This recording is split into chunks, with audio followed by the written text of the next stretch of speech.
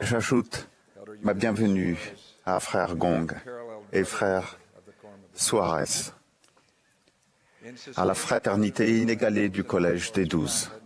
En soutenant Russell Nelson comme prophète du Seigneur et président de l'Église de Jésus-Christ des Saints des Derniers Jours, nous avons pris part à une assemblée solennelle que Dieu a décrétée.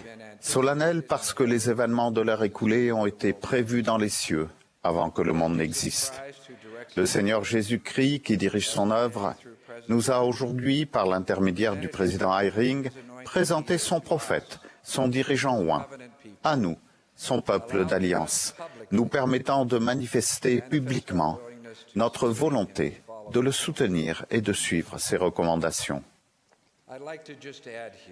J'aimerais ajouter aux millions de membres qui ne sont pas ici, dans le centre de conférence, que l'Esprit du Seigneur, dans ce bâtiment, pendant le soutien du président Nelson, a été exactement comme nous aurions pu l'anticiper, plein de pouvoir spirituel en abondance. Mais notre assemblée commandée par les cieux ne se trouve pas uniquement dans ce centre de conférence, mais dans le monde entier, dans des églises en Asie, en Afrique, en Amérique du Nord, dans des foyers en Amérique centrale, en Amérique du Sud et en Europe, sur des terrasses abritées dans le Pacifique et dans les îles de la mer. Cette assemblée se trouve dans tout endroit du monde où vous puissiez être, même si votre connexion n'est que le canal audio de votre smartphone. Nos évêques n'ont pas eu à compter nos mains levées, mais elles ont sans aucun doute été notées dans les cieux, comme notre alliance l'est avec Dieu, et notre geste est inscrit dans le livre de vie. C'est le Seigneur lui-même qui choisit un prophète. Il n'y a pas de campagne électorale, pas de débat, pas de manœuvre pour obtenir le poste, pas de dissension, de méfiance, de confusion ni de commotion. Je confirme, moi aussi, que les pouvoirs du ciel étaient présents avec nous dans la salle haute du temple, quand nous avons entouré dans la prière le président Nelson et avons ressenti l'approbation indéniable du Seigneur le concernant. La sélection du président Nelson pour servir en tant que prophète de Dieu a été faite il y a bien longtemps. Les paroles du Seigneur adressées à Jérémie s'appliquent également au président Nelson. Avant que je t'eusse formé dans le ventre de ta mère, je te connaissais, et avant que tu fusses sorti de son sein, je t'avais consacré, je t'avais établi prophète des nations.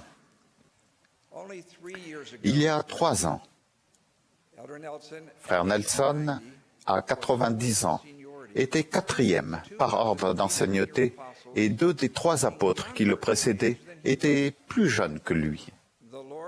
Le Seigneur qui contrôle la vie et la mort choisit son prophète. À 93 ans, le président Nelson jouit d'une santé étonnante.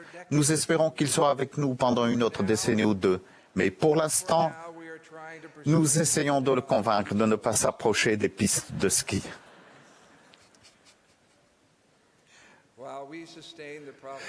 Bien que nous soutenions le prophète comme étant loin du Seigneur, qu'il soit bien clair que nous n'adorons que Dieu, notre Père céleste, et son Fils divin. C'est par les mérites, la miséricorde et la grâce de notre Sauveur, Jésus-Christ, que nous pourrons retourner un jour en leur présence. Néanmoins, Jésus a enseigné une vérité importante concernant les serviteurs qu'il nous envoie. Il a dit « Celui qui vous reçoit, me reçoit, et celui qui me reçoit, reçoit celui qui m'a envoyé. » Le rôle le plus important du prophète du Seigneur consiste à nous faire connaître le Sauveur et à nous conduire à lui. Il existe de nombreuses raisons logiques de suivre le président Nelson. Même les personnes qui sont du monde le considèrent comme brillant. Comme frère Stevenson l'a expliqué, il a été médecin à 22 ans, un chirurgien cardiaque estimé et un pionnier renommé du développement de la chirurgie à cœur ouvert.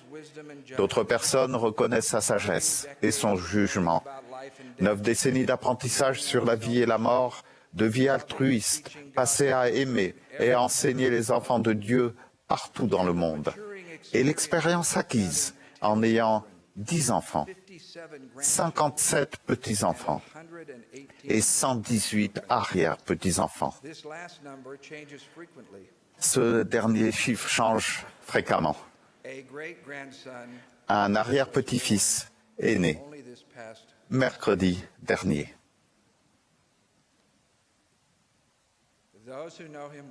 Les personnes qui le connaissent bien diraient que le président Nelson a fait face aux difficultés de la vie avec foi et courage.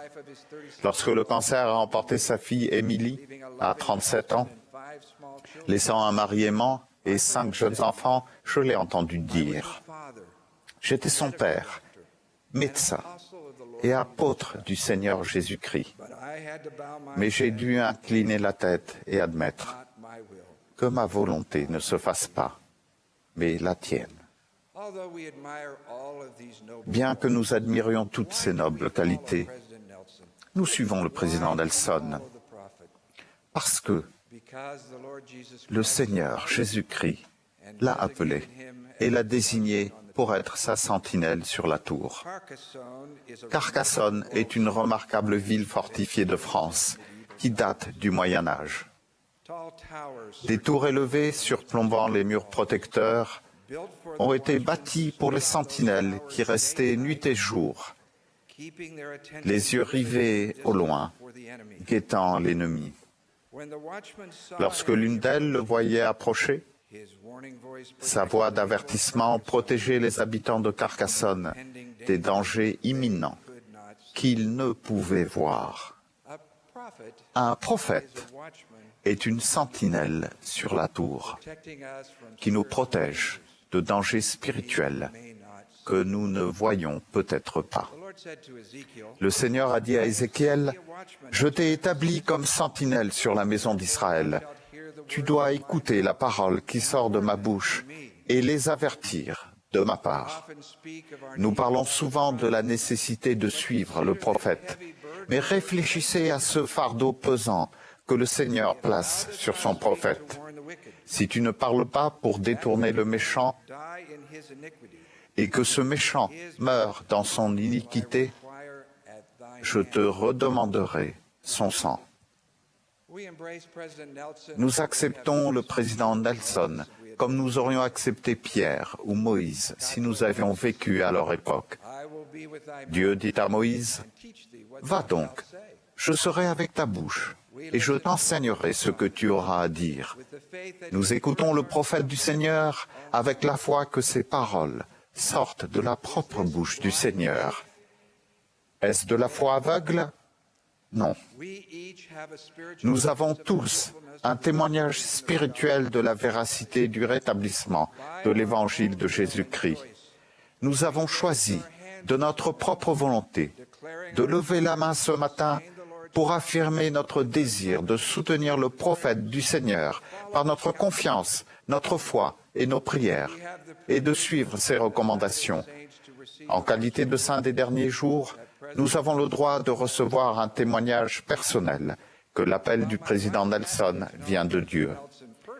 Bien que ma femme Cathy le connaisse personnellement depuis près de 30 ans et n'ait aucun doute quant à la divinité de son appel, après sa mise à part, elle a commencé à lire tous ses discours de conférence générale des 34 dernières années, en priant pour recevoir une confirmation encore plus profonde de son rôle de prophète.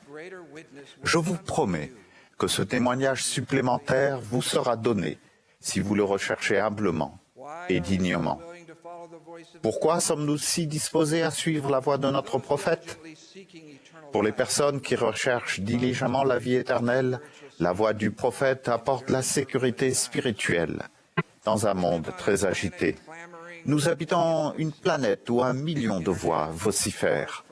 L'Internet, nos smartphones, une panoplie limitée de loisirs cherchent tous à attirer notre attention et à nous influencer fortement dans l'espoir que nous achèterons leurs produits et que nous adopterons leurs standards. Cet assortiment apparemment infini d'informations et d'opinions nous rappelle les avertissements scripturaires de ne pas être flottants, agités par le vent et vaincus par la tromperie des hommes par leur ruse dans les moyens de séduction. Ancrer son âme au Seigneur Jésus-Christ nécessite que nous écoutions les personnes qu'il envoie. Suivre le prophète dans un monde de tumulte, c'est comme être enveloppé dans une couverture chaude et réconfortante par un jour de froid glacial. Nous vivons dans un monde de raison, de débats, d'arguments, de logique et d'explications. Se poser des questions est positif dans bien des domaines de notre vie. Cela permet à nos facultés intellectuelles de guider une multitude de décisions et de choix quotidiens. Mais la voix du Seigneur nous arrive souvent sans explication. Bien avant que des universitaires aient étudié l'impact de l'infidélité sur les conjoints et les enfants confiants, le Seigneur a déclaré « Tu ne commettras point d'adultère ». Au-delà du seul intellect, nous chérissons le don du Saint-Esprit. La voix du prophète, bien qu'elle soit douce, sera souvent une voix qui nous demandera de changer, de nous repentir et de retourner au Seigneur. Si nous devons rectifier le tir, ne tardons pas. Et ne vous alarmez pas si la voix d'avertissement du prophète contredit l'opinion populaire du jour. Les non-croyants mécontents et moqueurs profèrent toujours des railleries dès que le prophète s'exprime. Si vous suivez humblement les recommandations du prophète du Seigneur, je vous promets un surcroît de sécurité et de paix. Ne soyez pas surpris si parfois vos opinions personnelles ne sont pas, au départ, en harmonie avec les enseignements du prophète du Seigneur. Ce sont des moments d'apprentissage, d'humilité, où nous nous mettons à genoux en prière. Nous avançons avec foi, avec confiance en Dieu, sachant qu'avec le temps, nous recevrons plus d'éclaircissements spirituels de la part de notre Père céleste. Un prophète a décrit le don incomparable du Sauveur comme étant la volonté du Fils, engloutie dans la volonté du Père. En fait, la soumission de notre volonté à Dieu n'est pas du tout une capitulation, mais le début d'une victoire magnifique. Certains essaieront de disséquer exagérément les paroles du prophète, sans réussir à déterminer quelle partie représente sa voix de prophète et quelle autre son opinion personnelle. En 1982, 2 ans avant d'être appelé autorité générale, le président Nelson a dit « Je ne me demande jamais à quel moment est-ce que le prophète parle en tant que prophète.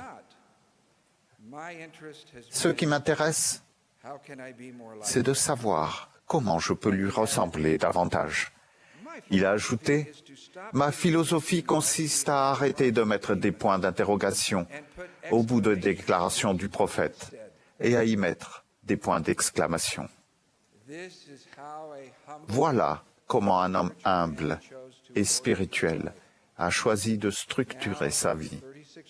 Maintenant, 36 ans plus tard, il est le prophète du Seigneur.